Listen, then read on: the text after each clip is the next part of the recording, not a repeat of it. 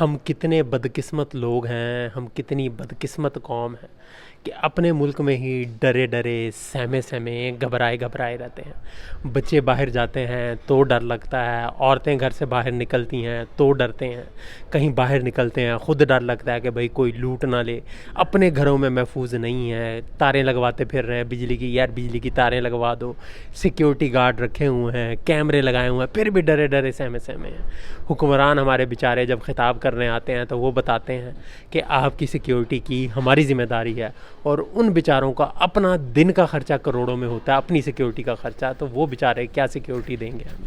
تو یہی حالات ہیں، جہاں جاتے ہیں پریشان ہے۔ جو بندہ تگڑا ہو جاتا ہے تو ویسے ہی گھبرایا پھرتا ہے، وہ 8 8 10 10 سیکیورٹی گارڈ لے کے پھرتا ہے۔ اپنے مولوی دیکھ لیں، عالم دیکھ لیں، مفتی دیکھ لیں، سب بیچارے پریشان ہیں۔ اپنے ملک میں کوئی اور ملک نہیں، اپنا ہی ملک ہے، کسی اور کا نہیں ہے، اپنے مذہب والوں کا ملک ہے، اپنے لوگوں کا ملک ہے، اس میں سیکیورٹی کے اتنے مسئلے مسائل ہیں۔ وہ مسئلے مسائل پتہ نہیں کب حل ہوں گے۔ جنہوں نے ٹھیک کرنے ہیں وہ خود سیکیورٹی لے کے پھرتے ہیں، تو وہ ٹھیک کہاں سے کریں گے؟